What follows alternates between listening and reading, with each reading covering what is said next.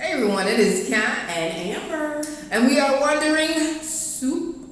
What's up, Wanderers? That's right, Wanderers. So we asked in a poll, what you guys want to hear from us? What you want us to talk about? And you answered. Boom, you answered, Y'all so baby. good. Y'all so good. Y'all helped us out a lot. So we are giving you what you asked for. And what you asked for is what we do for a living. What do we do in Mexico or along our travels? And here's what we think you think we do.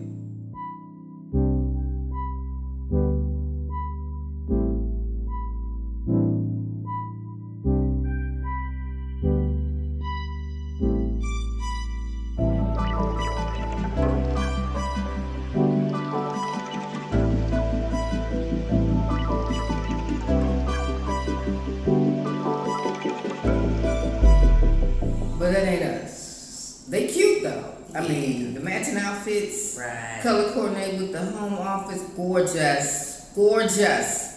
That ain't me. I mean, I got out of bed, I brushed my teeth, I washed my face, baby. Half the battle is won. Good. Beautifully good. I must say, I'm impressed with myself. Yes. But that's just not our steeds. But that's okay. It's all kinds of remote workers. Right. So in this video, we're going to answer the question, what do we do for a living? We're also going to talk about how we got to what we're doing for a living. And we're going to give you some tips on what you may want to do if you are considering remote working or working remotely. Or freelancing, as we like to call it. Contracting, any of those three buckets that you may fall into. We're going to talk about in today's video. You ready? Come on. Let's do it.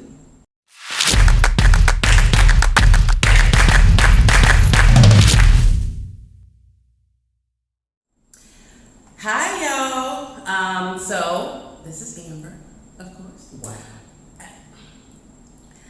This is Amber, your girl Amber. Hey, what's up, Wanderers? So what I do to make money? We do a few different things around here. I am an editor. I copy edit. So I'm a copy editor. So I work on books primarily. There's all kinds of editors, but I am in the book industry. I work with publishers as well as authors, and that's it. That's what I do all day. She's a wordsmith. She's a redliner. And she's redlined my words. And that gets us segues into what I do. I'm Kat, as I mentioned, and I do a little bit of everything. I primarily own a travel agency. I also write. I'm a published author. And I also handle the YouTube channel, the editing of the videos, the setting up and all that stuff like that. And I handle our blog, wanderingsoup.com. So yeah, that's what I do. And I handle the social media. Amber handles the IG page. And then I manage the other pages that we do. Just basically growing who we are and what we do is what I do. My fingers are in a lot of things. And then Amber just makes sure that I'm doing what I need to get done. To a certain extent. Yeah. She liked it. Yeah. So, I know some of you are saying, okay, so this is what you do, but how did you get to that point? Right. And that was an interesting journey. And I'll let Amber tell you how she got to her journey. Well, I mean, I'm one of those people that I was in a field and then I just kind of kept going in that field even when I decided to leave work and start as a full-time freelancer. So I was already editing in the States but it was kind of like my side hustle type of thing for a number of years. And then when we were leaving, I was like, okay, it's time to get serious. This is going to be our income. So I started drumming up clients so that I knew I would have some work already when we left.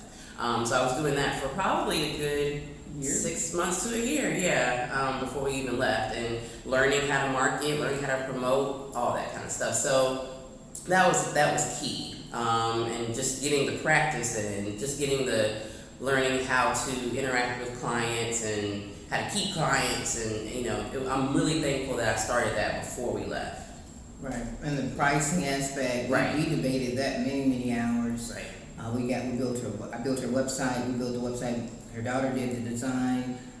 She's a graphic designer, by the way. Yes. We, you know, when we got married, Amber moved from North Carolina to Georgia, and I said, you don't have to get a job when you get here, because what I want you to do is to get your business off the ground. I'm still working my 9 to 5. You do that, and we're not talking about household and things like that, because we don't do those things. But grow your business. And then about 6 months before I left, we had another conversation. I said, you know, push harder, so that when we get out of here, we're good to a certain extent. And that's what she did. I mean, Amber, boom. I mean, pushing hard, and we did what we had to do. Yeah. It was a good thing to witness. Being brutally honest, just us working it, and That's true. As a team. As a team, yeah. Totally as a team. That helps a lot. Especially just when you have whoever you're moving with. If you're moving with someone, you definitely need to be each other's like cheering section. For sure. Right. You cannot imagine the number of hours we laid in bed after going to bed and talked about what her business was going to look like, how she was going to do what she do, and you know, her opinions on things. And me being not in the industry at all, but being a customer and being a manager and things like that.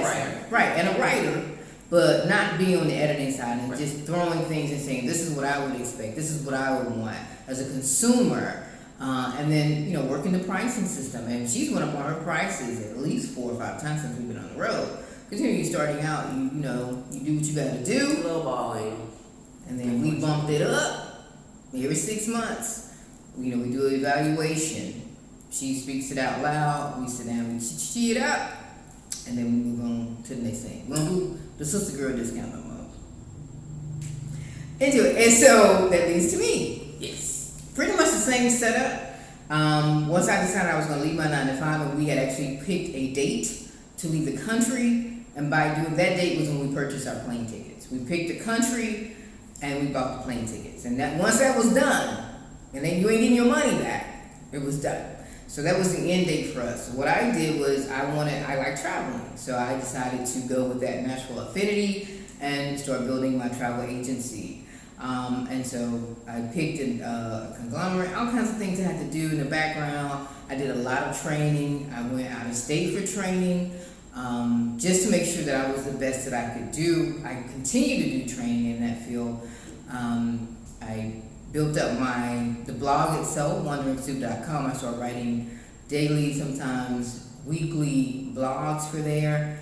And there's about 200 articles on there. So promotion, getting our logo design, all these things to make sure that when we got on a plane, we will be ready to put forth everything that we've been doing. And that it wouldn't be a stop. Everything would be continuing. There wouldn't be a bump. The only bump would be us traveling and not being able to access the things possibly. And that was pretty much our goal. And we did that. I will say that we did have savings because I did sell my home. And that was something we planned on. We knew we would have that money. I'm not going to pretend that money just dropped from the sky and that we didn't dip from that money. So basically that's where we're at. I do a lot of training, and I manage the day-to-day stuff, and we live our best lives. That's what we do, and we set ourselves up to do that, in as many ways as we could possibly foresee us doing that. Right, that's true.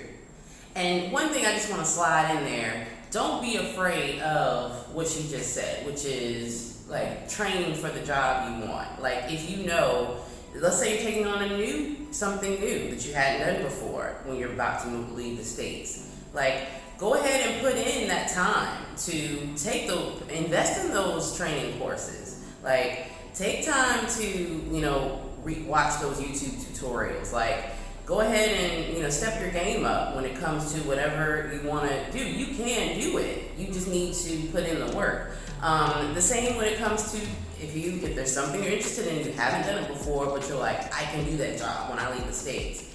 And you see other people who are doing it, reach out to them. But before you do so, do your due diligence and read up on what it takes to do that type of work. So that when you approach that person to say, get some mentoring or just ask questions, you already have a background. You already come to them with information. And then they're going to give you, be able to help you even more when you come, because you've already done, your part before you even come asking the question. So definitely take the jump.